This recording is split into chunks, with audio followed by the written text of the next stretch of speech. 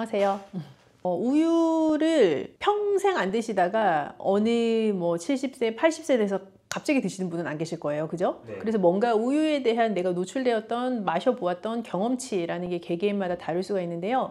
우유를 드시고 조금 불편해라고 하시는 분은 그냥 한마디로 딱 우유 먹으면 더부룩해 소화가 안 돼 라는 표현을 하시는 분들이 많으시거든요. 그래서 그런 증상이 내 개인적으로 과거에도 있었고 지금도 뭐 가끔 우유 마시면 그런 증상이 있다면, 혹은 우유가 들어간 음료, 예를 들면 라떼 이런 걸 먹었을 때 그런 증상이 있다면 그분은 우유 자체가 조금 소화하기 힘드신 분일 수도 있죠. 그러면 우유랑 함께 먹으면 네. 소화에 부담을 줄 수 있는 음식이 혹시 있을까요? 저지방, 무지방 우유가 아니고서는 우유 자체는 단백질도 되게 많고 지방 함량도 높은 음식이에요. 그래서 우유를 드실 때 무엇을 같이 먹느냐에 따라 똑같은 우유라도 소화가 오늘 좀 유독 불편한데 라는 생각을 하시게 될 수도 있는데요. 위에 머무는 시간이 긴 음식, 예를 들어서 빵이랑 우유를 같이 먹는 경우도 많잖아요.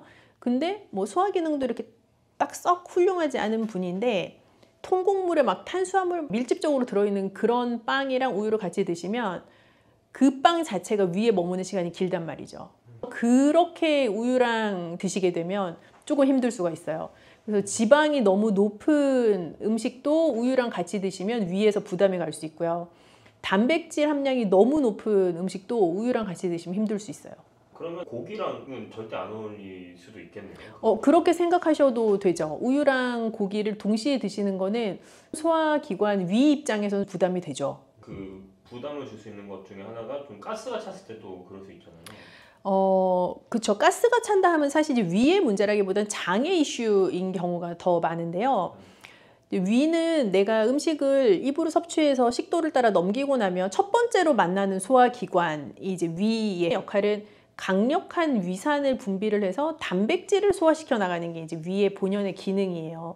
그래서 위에 체류하는 시간이 긴 음식이라는 것은 단백질 함량이 아주 높거나 혹은 지방 함량이 높은 것들이 이제 위에 체류하는 시간이 일반적으로 긴데, 그런 음식을 우유랑 같이 먹게 되면 위산의 역할이 적정하게 이루어지지 않은 상태에서 계속 위에 체류하는 시간이 길어지니까 더부룩하다라는 느낌을 갖게 되는 것이고, 우유를 찬 성질의 식품과 같이 먹었을 때는 이제 하복부에서 가스가 찬다는 느낌 받으실 수가 있죠. 그래서 그 위가 무겁고 더부룩한 거랑은 좀 살짝 다른 느낌일 수 있어요. 그 과일이랑은 조합이 괜찮아요? 과일이랑도 별반입니다. 왜냐하면 우유에 있는 성질과 우리가 예를 들어서 시트러스 계열, 뭐 신맛이 많이 나는 감귤류, 뭐 이런 거를 같이 먹게 되면 우유 자체는 그 산성 성분이랑 만났을 때 약간 유막을 형성하면서 굳는 형태를 보이게 돼요. 우리가 그걸 커드라고 부르는데, 그런 커드를 형성하게 되는 형태로 위에 머물게 되는 시간이 이제 생길 수 있는 거예요. 그래서 우유랑 산성 성질이 높은 과일은 궁합이 별로 좋지 않아요. 그리고 찬 성질을 내는 과일과 우유를 함께 먹는 것도 썩 좋지는 않습니다. 우유는 어느 것과도 좀 조합이 안 좋을 것 같은데. 잘 익은 바나나를 우리가 쉐이크를 만들 거다라고 하면 우유랑 같이 넣어서 갈아서 드시기도 하시잖아요. 네. 그건 맛도 괜찮고 또 뭐 딱히 내 소화기관을 주는 형태의 조합도 아니고요. 그 조합에 연두부를 넣어서 같이 가셔도 돼요. 그러면 네, 두부에 있는 단백질도 섭취하면서 아까 단백질이랑 같이 먹으면 위에 머무는 시간이 길다고 하지 않았나? 근데 이 쉐이크, 연두부라는 것으로 만들어진 쉐이크는 이미 많이 갈아진 상태, 부드러운 상태이기 때문에 위에서 뭐 그렇게 크게 분해할 일이 많이 없어서 닭고기와 우유를 같이 먹는 것처럼 내 위에 부담을 주진 않아요. 그래서 그런 류의 페어링은 나쁘지 않고, 뭐 삶은 달걀과 우유를 같이 먹는 것도 나쁘진 않습니다. 그거는 아주 과량의 단백질이나 조직이 단단하게 형성되어 있는 단백질을 먹는 것은 아니기 때문에 그런 조합도 괜찮아요. 그리고 보통 아침에 좀 네. 뭐 먹을 때 보면은 토스트, 계란 이렇게 해가지고 우유랑 같이 먹는 경우도 있잖아요. 근데 이제 흰빵을 토스트해서 드시는 경우가 이제 많으실 것 같은데, 이제 그런 흰 식빵 같은 경우는 탄수화물이 아주 밀도 있게 들어있는, 예를 들어 호밀빵 같은 거랑은 또 조금 달라요. 그래서 그거는 위 내에서 좀 부드럽게 넘어갈 수 있는 조직감이기 때문에 우유랑 같이 드셔도 크게 본인이 부담을 느끼지 않는다면 괜찮고요. 조직감이 아주 딱딱한 그런 빵이랑 우유를 아침에 드시게 되면 조금 부대낀다라는 생각이 드실 수 있죠. 보통 우유를 먹을 때 그 상식적으로 매운 음식 먹을 때도 우유를 좀 같이 먹잖아요. 자극적인 조합이죠. 그래서 매운 음식을 먹어서 내가 불편함을 느끼기 때문에 우유 혹은 쿨피스 이런 거 찾으시는 건데, 내가 매운 음식을 먹었을 때 그 자극성 자체가 내 위 점막에서 느껴진다라는 의미로 해석을 할 수가 있거든요. 그럴 때 이제 우유를 먹게 되면 약간 산성기를 중화시켜주는 형태이기 때문에 편안함을 느끼실 수 있지만, 한편으로는 뭐랄까요, 상처 난 거를 또 다른 걸로 덮는 형태이기도 한 거예요. 그래서 실제 소화의 과정에 있어서는 조금 부담을 가중시키는 행위일 수도 있어요. 근데 이것도 매운 것에 대해서 견디는 역치 자체도 개인차가 있는 것처럼, 매운 거 뒤에 우유를 먹었어. 어떤 분은 너무 괜찮죠. 우유의 효과라는 게 있을 수 있다고 생각하시지만, 어떤 분은 그렇게 드시고 나서 바로 화장실로 달려가시는 분도 있을 수 있거든요. 그래서 각자의 개인차는 분명히 존재할 수 있는 요법이죠. 그러면은 우유를 좀 건강하게 마시려면은 어떻게 마시는 게 좋을까요? 아까 이제 뭐 바나나랑 네네네. 연두부를 말씀해 주신 것처럼 좀 우유를 좀 건강하게 잘 먹을 수 있는 방법이 있으면 좀 좋을까요? 일단 우유 자체를 뭐 좋아하시고 소화하시는데 크게 불편함이 없다고 하면, 저는 성장기 어린이들한테는 뭐 무지방, 저지방 선택하는 것보다 그냥 일반 흰 우유를 선택을 해서 뭐 잘 익은 바나나나 혹은 오트 그런 거를 넣어서 이제 갈아가지고 먹는 방법도 좋다고 생각하고요. 이제 그 방법이 일반 우유를 그냥 먹는 것보다 조금 더 좋겠다라고 생각을 하는 이유는, 우유 자체의 액체의 흐름성보다 바나나나 귀리를 우유와 함께 갈고 나면 좀 뻑뻑하잖아요. 그래서 목 넘김 자체가 꿀떡꿀떡 이렇게 넘어가지는 않아요. 그래서 먹는 속도도 좀 줄어들게 되고, 그래서 우유를 200ml를 마신다고 해도 그냥 일반 우유 200ml 먹는 거랑 우유 200ml를 넣어서 갈아 놓은 쉐이크를 먹는 거랑 내 위에서 우유가 들어오는 속도가 다르잖아요. 그래서 좀 소화시키는데 오히려 낫다는 생각도 들고, 또 비타민, 미네랄, 바나나에서 오는 거, 그런 거 식이섬유 같이 섭취할 수 있는 방법이기 때문에 더 좋다고 생각 들고요. 뭐 어르신들한테 추천을 드리고 싶은 방법은, 이제 식사를 하시면서 일반 밥이 잘 안 넘어가니까 뭐 죽을 드셔서 조금 부드러운 식사를 하시고 싶거나, 혹은 뭐 누룽지를 끓여서 드시거나 하는 류의 식사를 한 끼 정도 대용하시는 경우가 꽤 있단 말이에요.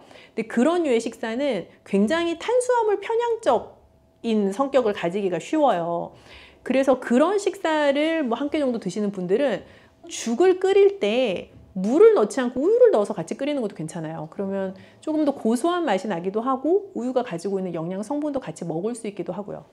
근데 이렇게 들었을 때는 뭔가 상상이 안 나는데, 우유로 죽을 만든다는 게. 타락죽이 우유로 만든 죽이잖아요. 어떻게 보면 아주 고급 음식이고, 서양 요리 중에 리조또라고 하는 것도 우유나 또 크림 베이스의 것들을 가지고 쌀알과 같이 끓인 거니까 비슷한 느낌일 수도 있죠. 그래서 우유를 물 대신 활용하셔서 죽을 끓이시는 것도 또 좋은 영양 밸런스를 가져갈 수 있는 방법이에요. 우유를 좀 건강하게 드시고 싶은 분들한테 마지막으로 좀 한마디 해주시면 좋을까요? 뭐 우유를 내가 여태까지 먹으면서 속 불편함 별로 없이 그냥 편안하게 즐기신 분들은 너무 차가운 우유를 공복에 드시는 극단적인 섭취 방법을 제외하고는 그냥 편하게 드셔도 좋을 것 같아요. 그런데 성장기 어린이들에게는 무지방, 저지방보다 일반 우유가 낫다라는 거는 저의 권고사항이고, 반대로 생각하면 점점 나이가 들어갈수록 저지방 우유 선택하시거나 무지방 우유 선택하시는 것도 하나의 방법일 수 있죠. 우유 먹으면 계속 배가 아파라는 증상을 여태까지 경험하셨던 분이라면 유당불내증이라는 증상을 가지고 계실 수가 있는데, 그 유당불내증을 가지고 계시다면 요즘은 그 락토즈 프리 우유들도 있어요. 그래서 락토 프리 우유 같은 거를 선택하셔서 드시는 것도 또 우유의 맛과 영양 성분을 즐기면서 배 아픈 것은 조금 줄여줄 수 있는 방법이 될 수 있죠. 우유를 먹어서 보통 배탈이 난다라고 하는 건 이제 장이 좀 과민해져 가지고 설사를 하는 경우들이 많은데, 반대로 우유를 먹어서 소화가 안 된다는 사람들도 생각보다 제법 많던데. 아까 설명했던 거랑 약간 비슷한 개념이긴 한데, 우유를 먹어서 더부룩하다라는 느낌을 갖는 경우는 대부분 위에서 더부룩하다라는 느낌을 갖는 거고, 우유를 먹어서 가스가 찬다거나 뭐 설사가 난다라고 하는 경우들은 장에서 느껴지는 이제 증상인 경우가 많아서, 위와 장은 물론 연결되어 있는 하나의 튜브이기는 하지만 어떤 사람은 유독 위가 불편함을 많이 느끼고, 어떤 사람은 좀 장 트러블이 많고, 이게 각각 가지고 있는 약점들이 다르잖아요. 소화기관 내에서 이제 그런 것들에 따라 작용을 느끼는 게 좀 다르기도 하죠. 그래서 어떤 분들은 평상시에는 뭐 우유 먹는 거 괜찮은데 뭐 컨디션 떨어진 날에 우유 먹으면 바로 화장실 간다, 이런 분들도 계시거든요. 경우에 따라서 좀 다르기도 하고요. 그러면 그게 우유만의 문제가 아니라 그냥 사람의 컨디션의 문제가 될 수도 있고. 그렇다고도 보여지고요. 그리고 우리가 어떤 음식이든 먹고 나면 그 음식을 소화시키는 데에는 반드시 소화효소라는 것이 필요해요. 그래서 어떤 날은 소화효소의 합성이 아주 원활하고 그 소화효소가 잘 분비되어서 잘 작용할 수 있는 컨디션과 나의 모든 체내 구조를 갖추고 있는 날도 있지만, 어떤 날은 내가 극도로 피곤하거나 혹은 전기니에 먹었던 음식 혹은 어제 먹었던 술 이런 것 때문에 내 몸 안에서의 소화 체계 자체가 완벽하게 세팅이 안 되는 날이 있을 수 있잖아요. 이제 그런 것들에 따라 같은 음식이라도 내가 보이는 반응도 다를 수 있죠. 효소 같은 것도 좀 많이 드시는 편인데 그런 게 실제로 좀 도움이 많이 되나요? 제품의 종류와 무관하게 효소라는 제품 효과가 있습니다, 없습니다, 그렇게는 판단을 드릴 수가 없고요.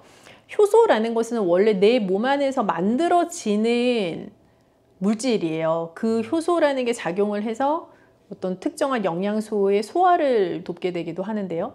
나이가 들수록 노화의 과정에 있으니까 젊었을 때만큼 효소가 만들어지고 분비되는 속도나 어떤 액션 자체가 아주 원활하다고는 볼 수는 없겠죠. 이제 그렇다 보니 밖에서 그 효소라는 것을 먹어서 내 몸 안에서 일어나는 일을 대체할 수 있는가의 문제인 건데, 원재료를 가지고 만들어진 제품이냐, 그리고 그 효소의 활성 자체가 체내에서 어떻게 되느냐에 따라서 굉장히 다른 얘기이기도 하고요.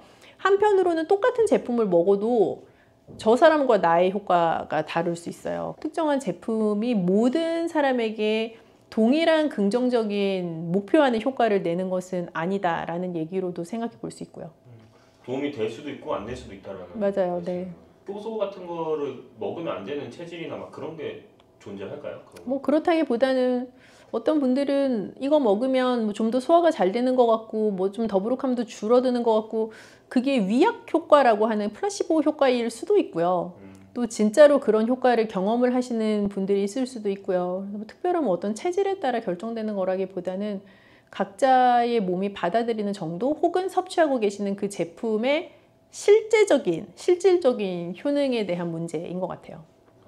당근이 몸에 좋다는 사실은 이미 알고 계시죠? 몸에 좋다는 당근도 먹는 방법과 함께 먹는 음식에 따라 몸에 독이 될 수도 있고 보약이 될 수도 있다는 사실 알고 계신가요? 당근과 함께 먹으면 보약이 되는 음식, 당근을 먹는 방법, 그리고 당근을 제대로 먹을 때 나타나는 놀라운 효능까지 당근에 대한 모든 것을 알려드릴게요. 그리고 연예인이 3주 동안 11kg나 감량했다고 하는 당근 다이어트 방법도 영상 뒷부분에 있으니까 끝까지 시청해주세요. 그럼 당근에 대한 모든 것 바로 시작합니다. 당근의 대표적인 효능은 베타카로틴에서 나옵니다. 베타카로틴은 채소를 노란색, 주황색, 빨간색이 되도록 하는 성분이며 대표적인 항산화 물질입니다. 항산화 작용을 한다는 것은 항염증 작용을 한다는 것이고, 항염증 작용을 한다는 것은 바로 항암 작용을 할 수 있다는 것인데요. 당근의 첫 번째 효능은 눈 건강을 좋게 한다는 것입니다. 당근의 베타카로틴이 우리 몸속에 들어오게 되면 비타민 A가 되는데요. 비타민 A는 눈 건강을 좋게 하는 성분이죠. 당근을 먹으면 눈이 좋아진다는 말을 많이 들어보셨나요? 눈 건강을 위해 루테인을 드시는 분들이 점점 많아지고 있습니다. 그렇다면 눈에 좋다는 루테인, 영양제를 먹는 것과 당근을 먹는 것은 어떤 차이가 있을까요? 영양제와 당근에는 모두 비타민 A, 루테인, 지아잔틴 등이 들어있어서 시력을 유지하고 눈의 노화를 방지해주며 황반 변성 등의 질환도 예방해줍니다. 당근에는 여기에 비타민 C, 비타민 K, 그리고 필수 미네랄이 더 있어서 항산화 효과 및 뼈 건강에도 도움을 받을 수가 있게 되고요. 우리가 혈액순환이 잘 안 될 때는 루테인 영양제를 드신다고 해도 효과에 한계가 있을 수 있어서 평소에 당근을 좀 더 드셔보시는 걸 추천해 드립니다. 두 번째 당근의 효능은 노화 방지입니다. 이것도 베타카로틴의 효능과 관련이 있습니다. 노화가 된다는 것은 몸이 산화가 되고 염증이 많아진다는 것인데요. 염증이 몸 안에 곳곳에서 문제를 일으키게 되는 것이죠. 이런 염증을 없애주는 것이 바로 노화를 방지하는 건데요. 바로 당근의 베타카로틴과 비타민 C에는 강력한 항산화 작용으로 염증을 없애주고 노화를 방지해주는 것입니다. 세 번째 당근의 효능은 장을 건강하게 하고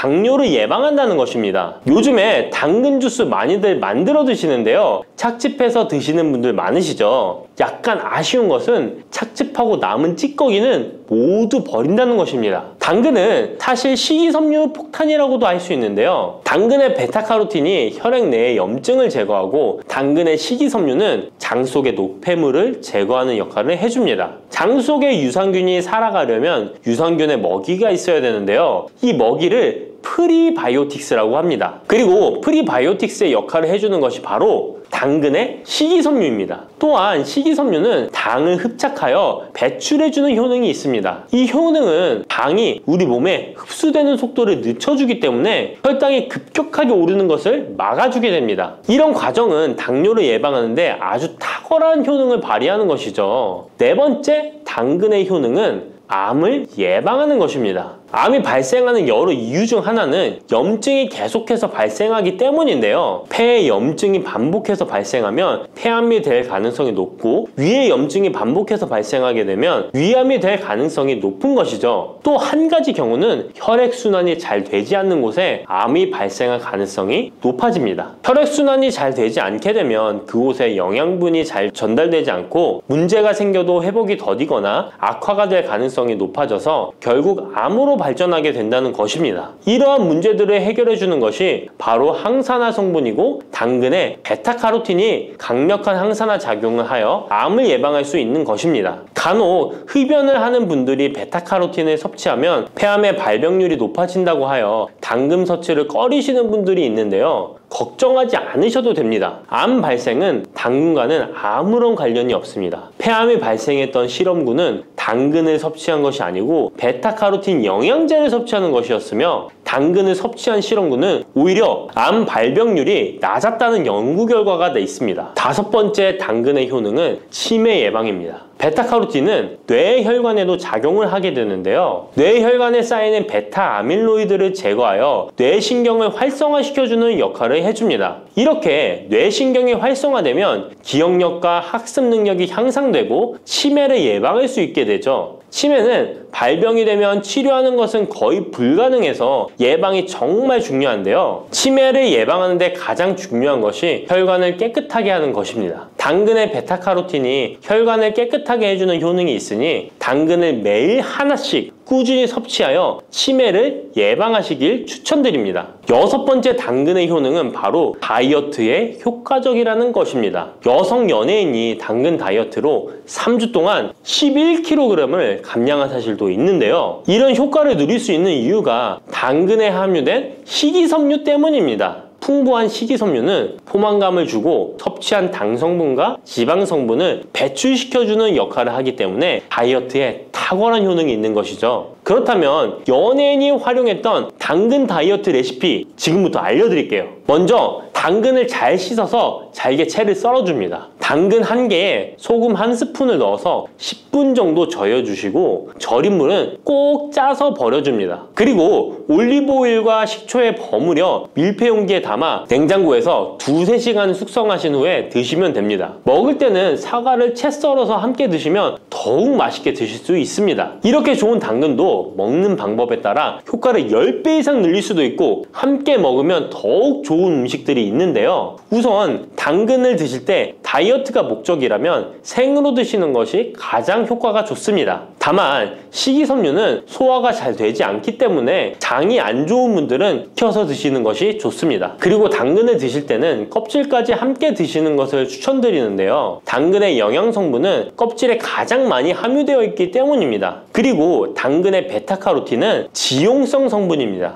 지용성이라는 것은 기름에 잘 녹는다는 것인데요. 따라서 베타카로틴을 잘 흡수하기 위해서는 기름과 함께 섭취하는 것이 좋습니다. 오메가3가 풍부한 올리브유나 들기름, 아마씨유 같은 기름을 사용하면 좋고요. 이렇게 기름을 사용해서 살짝 익혀 드시게 되면 생으로 드셨을 때 10% 정도 흡수되는 베타카로틴을 70% 정도 흡수할 수 있게 됩니다. 엄청난 차이죠? 기름에 볶을 때 주의사항은 너무 오래 익히지 말고 살짝만 익혀서 드시는 것이 좋습니다. 너무 오래 볶으면 오메가3를 함유한 기름도 산패되어서 문제가 될 수 있기 때문입니다. 다음으로 함께 먹으면 좋은 음식들을 알려드릴게요. 몇 년 전부터 유행하고 있는 주스 있잖아요. ABC 주스라고 하는데요. 들어가는 재료는 사과, 비트, 그리고 당근이죠. 이 세 가지를 함께 갈아서 주스로 마시면 항산화 폭탄 주스를 마시게 되는 것인데요. 이 세 가지 중에서 비트의 효능이 혈관을 확장시켜주는 역할을 합니다. 풍부한 항산화 성분들이 확장된 혈관을 따라 온몸 구석구석에 공급되어 혈관을 깨끗하게 하고 염증을 제거하여 각종 질병을 예방할 수 있게 되는 것이죠. 다만 비트에는 옥살산이 함유되어 있어서 신장의 결석을 유발할 수 있기 때문에 신장이 약하신 분들은 약간의 주의가 필요하고요. 그래서 요즘엔 이 비트를 빼고 사과, 양배추, 당근 이렇게 세 가지를 넣은 ACC 주스를 많이 드시는데요. 양배추는 우리 몸의 진액을 보충해줘서 점막을 촉촉하게 해주는 효능이 있어서 외부로부터 들어오는 바이러스와 이물질을 배출시켜주는 탁월한 효능이 있습니다. 그리고 항암 효과를 극대화시켜줄 수 있는 음식도 알려드릴게요. 바로 브로콜리와 단호박을 당근과 함께 드시면 됩니다. 세 가지를 생으로 드시는 것보다 찜기에 쪄서 드시면 흡수율을 훨씬 높일 수 있고요. 올리브 오일과 약간의 소금을 넣고 물과 함께 섞어서 드시면 맛도 좋고 건강에도 좋은 강력한 항암 주스로 드실 수 있습니다.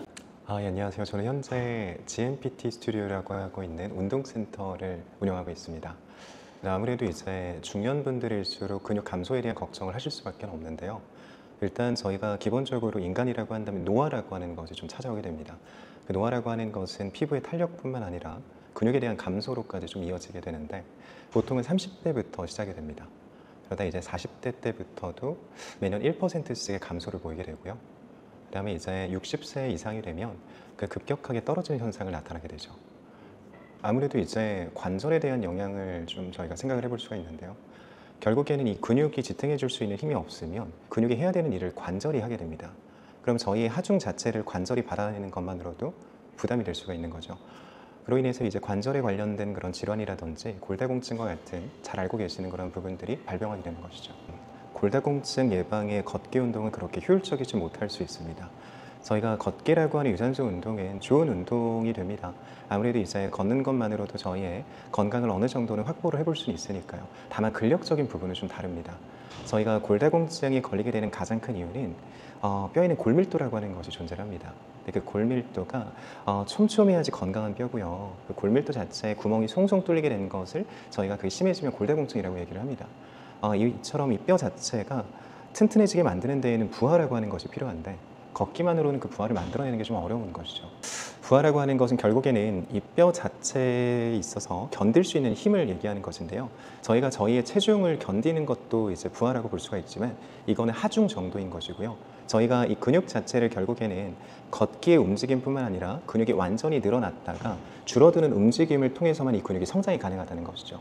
걷기만으로는 그만큼의 움직임이 나타나지 않을 뿐더러 아무래도 이제 걷기로 진행이 되어지는 그 하중으로는 근력을 키워내는 것은 좀 어렵습니다. 아무래도 운동의 종류는 굉장히 다양한데요. 중년이라고 하는 그러한 특성을 좀 고려를 한다면 결국에는 이 관절이 약화가 되어져 있으신 분들이 대다수이실 거고요. 그 다음에 이 운동을 진행하시려고 하는 분들도 그 전에는 운동을 잘 못하셨을 분일 가능성이 높습니다. 보통 그런 경우에는 저희가 운동의 강도를 조절하는 것이 가장 중요한데요. 보통 처음에 진행을 하실 때에는 일반적으로 알고 계시는 스쿼트로 예를 들자면 이 스쿼트라고 하는 동작은 근력을 키우는 데 굉장히 도움이 되는 동작입니다. 다만 젊은 분들이 하시는 것처럼 그냥 일반적인 스쿼트를 하게 되면 관절이 안 좋으신 분들은 무릎에 통증을 느끼시게 되고요. 그로 인해서 스쿼트를 하면 무릎이 아프구나 라는 잘못된 생각을 좀 하시게 됩니다. 그러면 이 스쿼트의 강도를 낮추는 방법은 의외로 간단한데요. 스쿼트는 깊게 앉을수록 강도가 높아지고요. 낮게 앉을수록 강도 자체가 아무래도 좀 약해지게 됩니다. 그러면 이런 의자와 같은 것을 이용해서 의자에 앉았다가 일어나는 것만으로도 스쿼트 동작의 강도를 좀 낮춰볼 수가 있는 거죠. 이 의자를 두시고 높이는 사실 크게 상관이 없습니다. 말씀드린 것처럼 높이가 높아질수록 강도는 좀 약해지는 것이고요. 높이가 낮아질수록 강도가 좀 강해지는 것이라고 봐주시면 됩니다. 이 의자를 등지고 서주시고요. 의자에 있어서 첫 번째로는 앞에 쓰신 상태로 다리의 넓이는 어깨 넓이만큼만 벌려줍니다. 이 상태에서 손을 앞쪽으로 쭉 뻗어주시고요. 손을 뻗게 되면 자연스럽게 척추가 세워지게 되는 효과가 있으니 이 손이 좀 아프시더라도 들고 계시는 게 좋습니다. 손을 들고 있는 상태에서 천천히 의자에 엉덩이를 살짝 댔다가 그대로 일어나 주시기만 하면 됩니다. 등을 붙이게 되면 운동의 강도를 조금 더 약하게 가져가 볼 수가 있고요.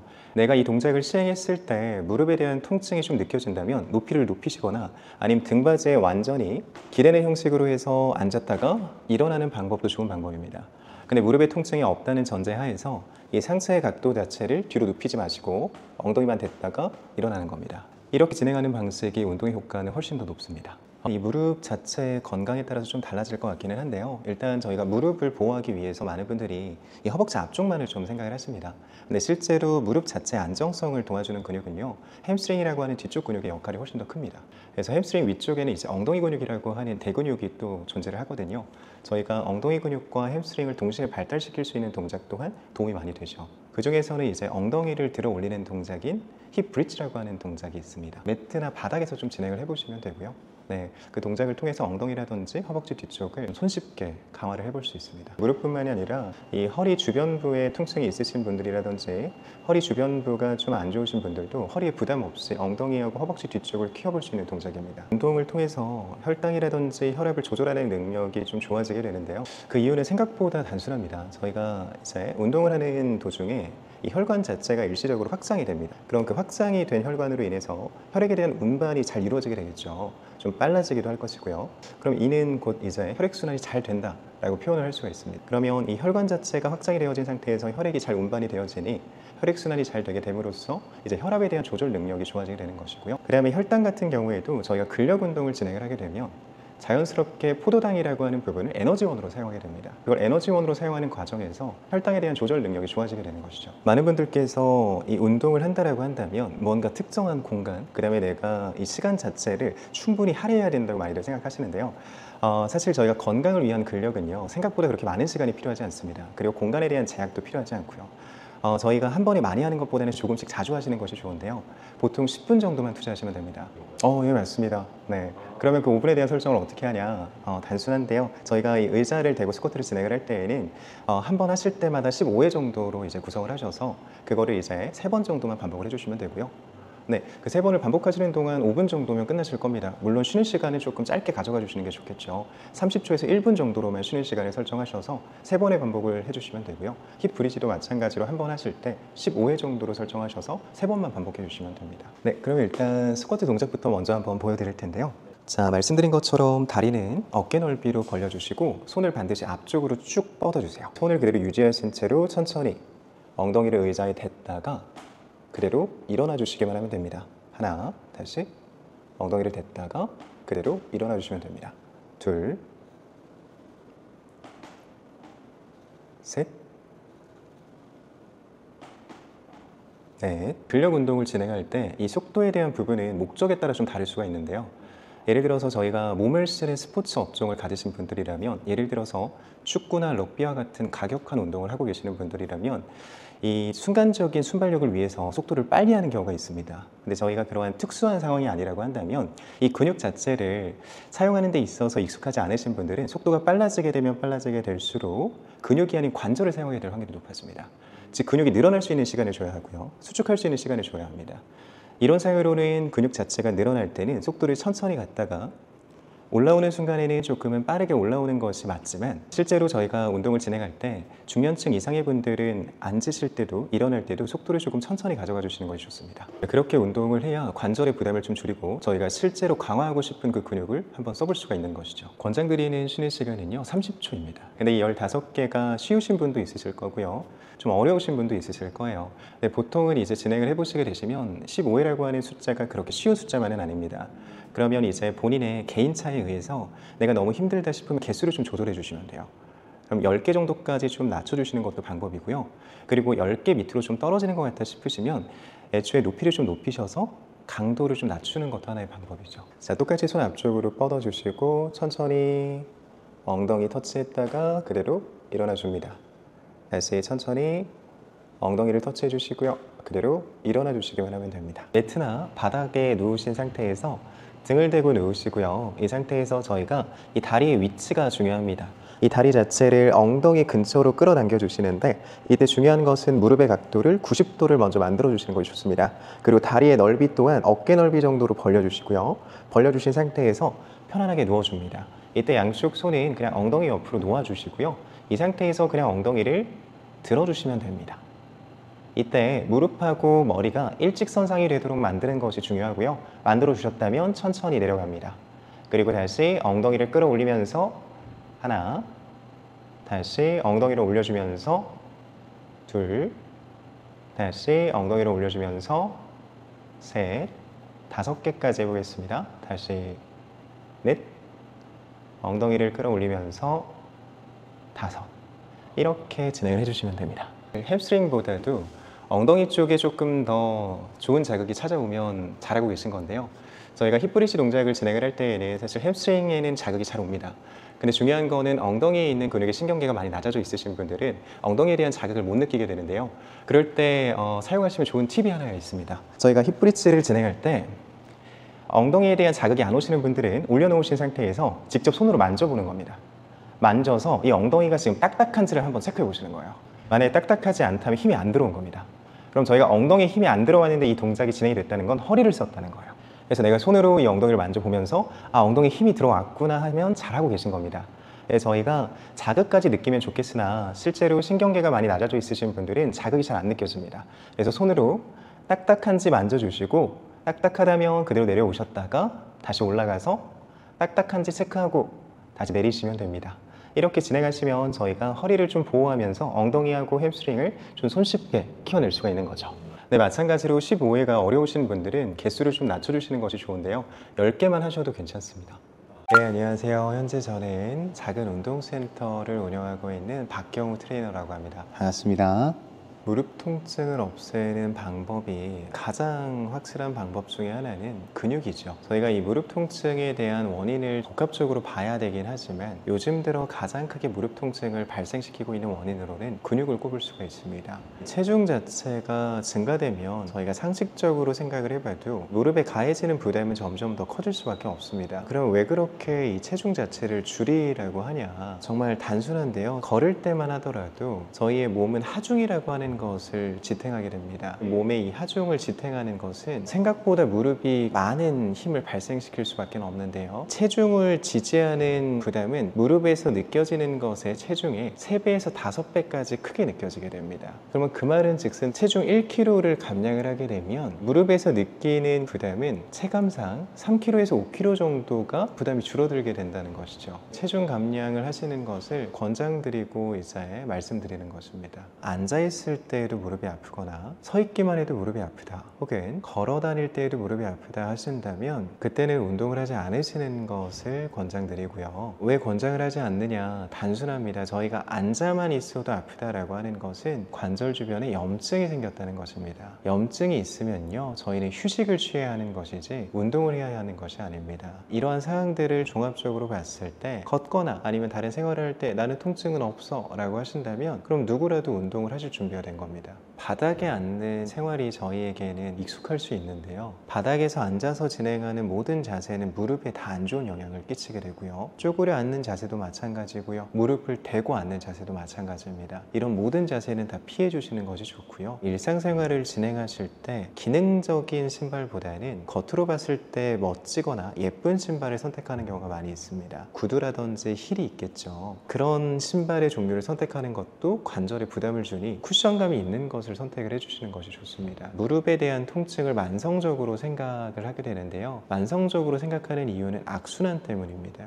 무릎이 약한 상태에서 잘못된 운동 방법이거나 조금 높은 강도의 운동을 하게 됐을 때 무릎에 통증을 호소하시거든요. 단순히 운동이라고 하는 행위 자체가 그 사람에게 부담이 된다기보다는 그 당시에 진행했던 운동의 강도가 너무 높거나 잠시 무릎에 염증이 생긴 상태였는데 그걸 인지하지 못하고 운동을 해서인 경우일 가능성이 높습니다. 그렇게 한번 통증이 생기시게 되면 또다시 운동을 피하게 되고 그러면 근육은 점점 더 감소하게 되고요. 그러면 통증은 더 심해지겠죠. 그 악순환이 반복이 되어지다 보니까 무릎에 대한 통증을 만성이라고 생각하실 수 있는데요. 이유가 없는 만성은 없습니다. 그 이유를 좀 해결을 하다 보면 만성적인 통증도 좋아질 수 있다는 것이죠. 가장 큰 이유로는 보통 근육으로 좀 봅니다. 무릎 주변부의 근육을 키우게 되면 무릎 통증이 줄어들 수 있습니다. 아까 말씀드린 것처럼 이러한 근육 자체는요 무릎이 해야 되는 일을 무게를 대신해 주게 됩니다. 그 말은 즉슨 걷거나 점프를 하거나 모든 행동을 취할 때 자연스럽게 이 근육 자체가 충격을 흡수해 주게 되는데요. 이 스프링과 같은 존재로 이 근육 자체가 충격을 흡수해 주기 때문에 무릎에 가해지는 부담이 줄어들게 되는 것이죠. 그로 인해 통증 또한 점차 줄어들 수 있는 것입니다. 스쿼트라고 하는 운동이 있는데요. 스쿼트라고 하는 운동을 일반적으로 하게 되면 난이도가 너무 높습니다. 중장년분들을 위해서 스쿼트 동작을 바꿔서 해볼 수가 있는데요. 이런 의자를 이용하는 방법이 좋은 방법입니다. 의자를 두고 거기 앞에 서서 의자에 앉았다가 일어나는 방식인 것이죠. 식탁이나 책상에 의자가 있으시다면 의자를 활용하셔서 몸 뒤에다가 의자를 배치해 주시고요. 다리는 어깨 넓이만큼만 벌려주신 채로 씁니다. 손은 앞쪽으로 쭉 뻗어 주시고요. 손을 뻗는 이유는 척추 자체를 곧게 펴기 위함입니다. 척추가 세워지는 것을 도와주는 역할을 하니 어깨가 좀 아프시더라도 들고 계시는 것이 좋습니다. 자, 이 상태를 만들어 주시고 천천히 엉덩이를 의자에 댔다가 일어나 주시기만 하면 됩니다. 다시 한번 천천히 의자에 엉덩이를 댔다가 일어나 주시기만 하면 됩니다. 보시면 아시겠지만 속도는 좀 천천히 가져가 주셔야 됩니다. 속도가 빨라지게 되면 근육이 늘어날 시간도 줄어들 시간도 없는 것이니 관절을 쓰게 됩니다. 속도를 좀 천천히 조절하셔서 관절이 아닌 근육을 쓰도록 유도를 해야 됩니다. 무릎 관절을 강화를 시키는 데 있어서는 허벅지 뒤쪽과 엉덩이 쪽에 많은 힘이 요하게 되는데요. 허벅지 뒤쪽과 엉덩이 근육이 강해지면 강해질수록 무릎에 가해지는 통증 또한 줄어들 수가 있습니다. 허벅지 뒤쪽과 엉덩이를 강화시켜 줄 수 있는 간단한 동작으로는 엉덩이를 들어 올리는 힙 브릿지라고 하는 동작이 있습니다. 이 동작은 이제 매트를 사용하거나 아니면 그냥 바닥에 누워서 진행해 주시면 되는데요. 이 동작도 한번 보여드리겠습니다. 아파서 오신 분들 같은 경우에는 애초에 이렇게 하중을 지지해야 하는 이러한 운동들이 난이도가 꽤나 높게 작용이 됩니다. 그렇기 때문에 저희가 일단 첫 번째로는 근육 자체를 인지하는 시간을 갖는 것이 가장 중요한데요. 단순하게 의자에 앉아서 다리를 피게 되면 허벅지 앞쪽 근육에는 힘이 들어와야 하는데요. 다리를 폈는데 앞쪽 근육에 힘이 들어와 있지 않는다면 제가 알려드리는 지금 이 운동 동작 하시면 안 됩니다.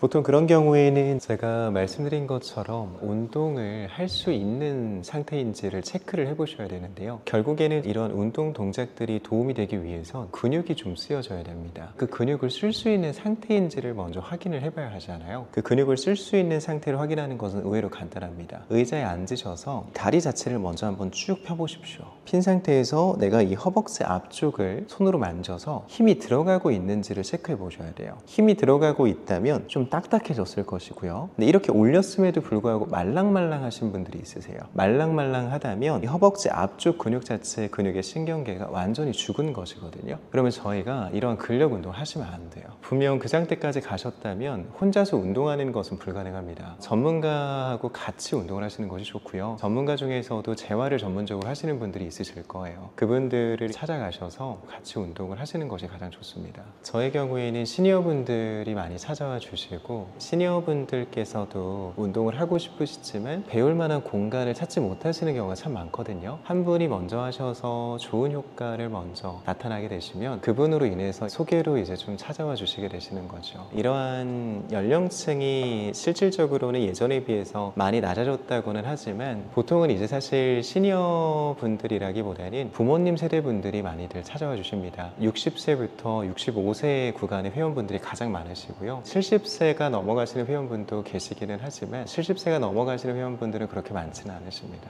이 근육의 신경 자체가 제가 죽었다고 표현을 했지만 사실상은 잠들어 있다는 표현이 조금 더 맞을 겁니다. 근육의 신경 자체가 어디 가지는 않는 것이거든요. 근데 너무 오랫동안 쓰지 않았기 때문에 이런 근육의 신경 자체를 내가 느끼지 못할 뿐입니다. 결국에는 뇌에서 보내는 그 신호와 근육의 신경계가 잘 만나야 하는데 그게 이루어지지 않으시는 것이죠. 그러면 그걸 인지시켜 드리면 됩니다. 제가 보여드렸던 이러한 평가 동작이 운동 동작이 될 수도 있는데요. 올려서 이 앞쪽에 힘이 들어오게끔 유도를 하는 것인데 단순합니다. 손가락으로 조금씩 건드려 주시는 것만으로도 효과가 있고요. 손가락으로 건드려 주셔서 이쪽에 힘을 주셔야 돼요 라고 하고 육성으로 말하면서 이 근육 자체를 쓸 수 있도록 계속 같이 도와드리는 겁니다. 육성으로 여기 앞쪽에 힘이 들어오시는 것을 느끼셔야 돼요. 혹은 이제 같이 만지면서 여기가 조금은 딱딱해지신 거 느껴지세요 라고 하면서 이제 같이 힘이 들어오는 것을 확인하는 것이죠. 그러면 그거를 연습하는 겁니다. 그래서 자연스럽게 무릎을 피는 동작만으로도 허벅지 앞쪽 근육의 신경을 조금씩